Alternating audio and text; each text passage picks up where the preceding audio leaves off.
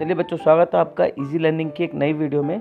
इस वीडियो में बच्चों हम लोग अपना नेशनलिज्म एंड इंडिया वाले चैप्टर की सीरीज़ को आगे बढ़ाएंगे। आज हम जानेंगे कि इंडिया में गांधी जी ने अपने मूवमेंट को क्यों विड्रॉ करा।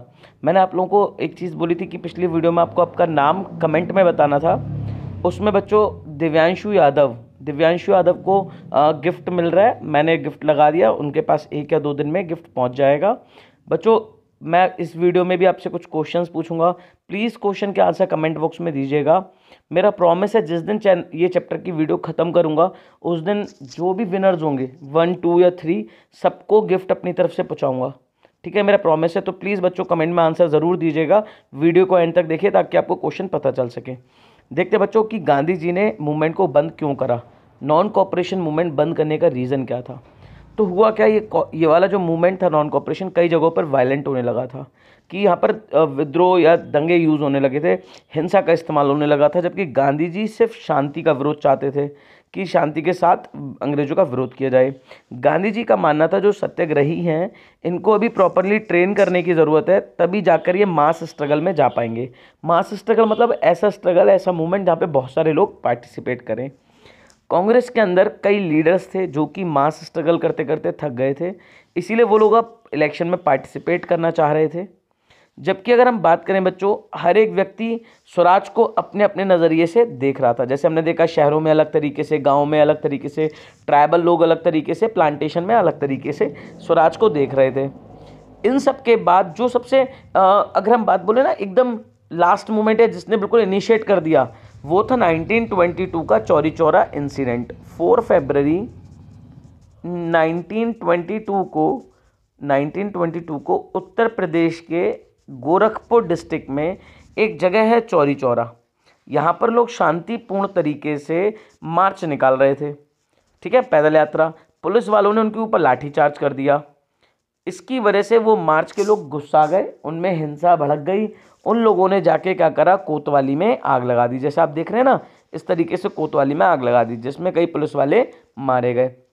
जैसे ही ये खबर महात्मा गांधी को पता चली, उन्होंने तुरंत ही नॉन कोऑपरेशन मूवमेंट को बंद कर दिया, जो कि डेट थी 12 फरवरी 1922। ठीक है, बहुत सारे बच्चों ने, हर्ष गुप्ता हो गया, इन सब ने अच्छे अच्छे आंसर्स दिए। बच्चों आप ऐसे ही आंसर्स देते रहिए। ठीक है, आपकी प्रिपरेशन भी बहुत अच्छे से तैयार हो जाएगी सारा का सारा पेपर के लिए, टर्म 2 के लिए। इसके साथ साथ मैं आपको जैसे ही चैप्टर ख़त्म होगा, आप में से ही कुछ विनर्स को गिफ्ट पहुंचाऊंगा अपनी तरफ से। आते हैं बच्चों यहाँ पर कि साइमन कमीशन क्या था। ठीक है, साइमन कमीशन के बारे में बात करते हैं।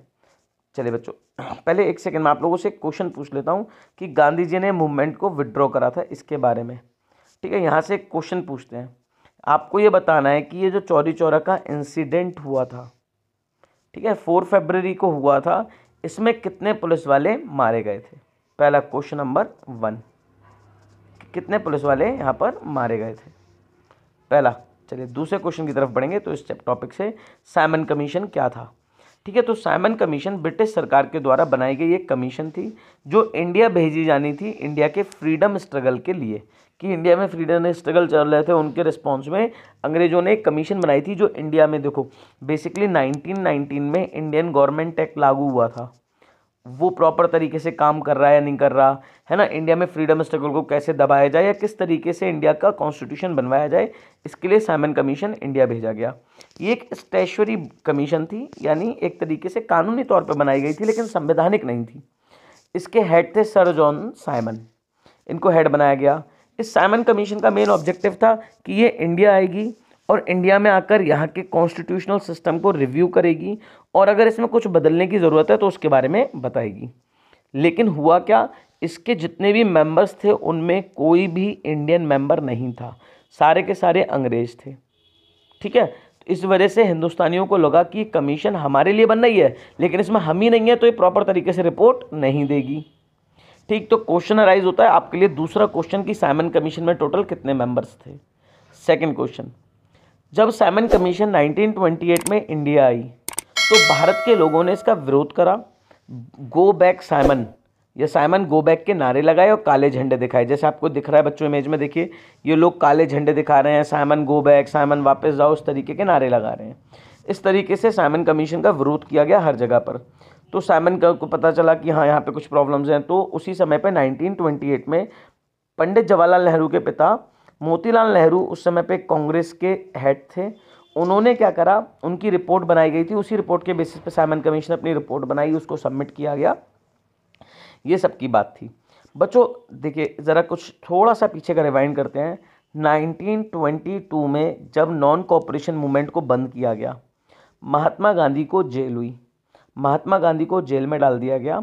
जेल में डालने के बाद महात्मा गांधी को जब कोर्ट में पेश किया गया तो जो जज साहब थे, जज साहब ने कहा था कि मुझे आपके नेचर के बारे में पता है, मुझे आपके बिहेवियर के बारे में पता है, आप दुनिया के हर एक व्यक्ति के एक आइडल हो और मैं भी आपको अपना आइडल मानता हूँ।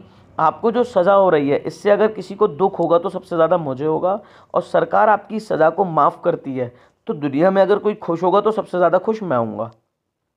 ठीक, आपको ये बताना है जज साहब कौन थे, इन जज का नाम क्या था। क्वेश्चन नंबर 3 आप लोगों के लिए इस वीडियो का, कि वो जज जिन्होंने महात्मा गांधी को सज़ा दी थी नॉन कोऑपरेशन मूवमेंट के बाद, उनका नाम क्या था। तो महात्मा गांधी जेल में चले गए, लेकिन 1924 में महात्मा गांधी के अच्छे व्यवहार के कारण इनको जेल से निकाल दिया गया। फिर महात्मा गांधी ने क्या करा, सोशल अपलिफ्टमेंट के काम करे, है ना, जो खासतौर पे दलित्स थे, दलित्स के लिए महात्मा गांधी ने काफ़ी काम करे, इनकी इक्वलिटी के लिए, जैसे घर की टॉयलेट वगैरह खुद साफ़ करी ताकि ये दिखाया जा सके कि कोई भी काम छोटा या बड़ा नहीं होता। इसके अलावा महात्मा गांधी ने उनके लिए एक हरिजन टर्म यूज़ करी, हरिजन, हरि मतलब भगवान और जन मतलब बच्चे, तो भगवान के बच्चे यानी son of God, Harijan term का इस्तेमाल महात्मा गांधी ने दलित्स के लिए किया। ठीक है। इसके बाद क्या हुआ, अक्टूबर 1929 में, बच्चों देखिए काम की बात समझिएगा, अक्टूबर 1929 में इंडिया के जो गवर्नर जनरल थे, नाम था लॉर्ड इरविन। लॉर्ड इरविन ने भारत के फ्यूचर के कॉन्स्टिट्यूशन के बारे में डिस्कस करने के लिए एक राउंड टेबल मीटिंग रखवाई लंदन में। ठीक है, लेकिन कांग्रेस के लीडर इस मीटिंग को लेकर सेटिस्फाई नहीं थे।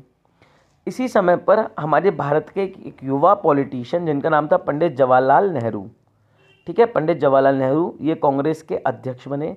दिसंबर 1929 में पंडित जवाहरलाल नेहरू की लीडरशिप में एक आईएनसी की मीटिंग हुई जिसमें पूर्ण स्वराज की बात की गई। ये मीटिंग बच्चों 1929 दिसंबर में हुई थी, 30 दिसंबर की बात है। ठीक है, जिसमें पंडित जवाहरलाल नेहरू ने देश की जनता से कहा कि हम सब मिलकर शपथ लेते हैं, प्रण करते हैं कि हम पूर्ण स्वराज के लिए लड़ेंगे, और अब 26 जनवरी को अपना पूर्ण स्वराज दिवस यानी इंडिपेंडेंस डे मनाएंगे। ठीक है, तो क्वेश्चन है कि ये आईएनसी की मीटिंग कहाँ पर हुई थी, कौन सी नदी के किनारे हुई थी, शहर का नाम और नदी का नाम। क्वेश्चन नंबर 4 आपसे इस वीडियो के लिए ये रहा। इसकी वजह से 26 जनवरी 1930 को इंडिया में पहला इंडिपेंडेंस डे मनाया गया। आज हम बेटा 26 जनवरी को रिपब्लिक डे मनाते हैं, लेकिन हमारा जो 26 जनवरी 1930 था वो इंडिया का पहला इंडिपेंडेंस डे मनाया गया, लेकिन इसको बहुत ज़्यादा अटेंशन नहीं मिला। गांधी जी ने भी इसको अपना सपोर्ट दिया था। इसके लिए गांधी जी ने बोला था हर जगह पर एक ही समय पर झंडा फहराया जाए, एक ही समय पर राष्ट्रगान राष्ट्रगीत गाए जाएँ। ठीक है, ये सब कुछ किया गया। लेकिन बच्चों अभी क्या था, यहाँ पर जो लॉर्ड इरविन थे, लॉर्ड इरविन और इंडिया के बीच में ज़्यादा अच्छे संबंध नहीं बन पाए थे। 31 जनवरी को 1930 में गांधी जी ने लॉर्ड इरविन को एक चिट्ठी भेजी जिसमें 11 डिमांड्स थी।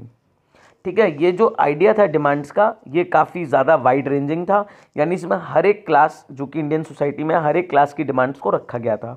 इनमें से कुछ डिमांड्स क्या थी, इनमें से कुछ डिमांड्स थी कि आर्मी के एक्सपेंसेस को कम किया जाए, क्योंकि आप हमसे टैक्स ले रहे हो और उसे आर्मी पर खर्च कर रहे हो, तो इसे कम किया जाए। जितने भी पॉलिटिकल प्रिजनर्स हैं उन्हें जेल से छोड़ा जाए, सॉल्ट लॉ के टैक्सेस को ख़त्म किया जाए, और सॉल्ट के ऊपर जो सरकार ने अपनी मोनोपोली बना रखी है अंग्रेज़ों ने, उस मोनोपोली को ख़त्म करें। मोनोपोली मतलब जब कोई एक ही जना प्रोडक्शन कर सकता है, तो अंग्रेज़ लोग प्रोडक्शन कर रहे थे। गांधी जी का कहना था जो नमक है वो भगवान की देन है, समुद्र से मिलता है, अंग्रेज़ों का इसमें कोई वो नहीं है लेना देना, तो इन्होंने मोनोपोली क्यों बना रखी है ना। लेकिन वॉइसरॉय ने ये डिमांड एक्सेप्ट नहीं करी। गांधी जी ने अल्टीमेट दिया था कि अगर 11 मार्च 1930 तक हमारी डिमांड एक्सेप्ट नहीं की गई तो हम CDM, सिविल डिसोबीडियंस मूवमेंट की शुरुआत कर देंगे नेशनल लेवल पर, यानी पूरे देश में सिविल डिसोबीडियंस मूवमेंट शुरू कर दिया जाएगा 11 मार्च 1930 को, जिसके तहत इरविन ने अभी तक डिमांड नहीं मानी थी। इरविन को लगा कि गांधी जी क्या कितनी बड़ी शख्सियत है ना, इन जैसे बहुत आए बहुत गए, इसलिए उन्होंने इन्हें छोटा समझकर ये डिमांड को इग्नोर मार दिया। यही इरविन की एक बहुत बड़ी गलती रही। ठीक है। इसके बाद बच्चों हम लोग पढ़ेंगे सिविल डिसोबीडियंस मूवमेंट के बारे में, वो हमारा नेक्स्ट पार्ट में कवर होगा। यहाँ के लिए बच्चों इतना ही। क्वेश्चन के आंसर प्लीज़ दीजिएगा, चैनल को सब्सक्राइब कर दीजिए। मैं 1000 सब्सक्राइबर कंप्लीट होते पर फिर से गिव अवे रखूँगा, सैम्पल पेपर्स का गिव अवे रखूँगा। कम से कम 4 या 5 बच्चों को सैम्पल पेपर अपनी तरफ से दूंगा जैसे ही मेरे 1000 सब्सक्राइबर कंप्लीट होंगे। इसलिए बच्चों चैनल को प्लीज़ सब्सक्राइब कर दीजिए। मिलते हैं आपसे नेक्स्ट पार्ट में।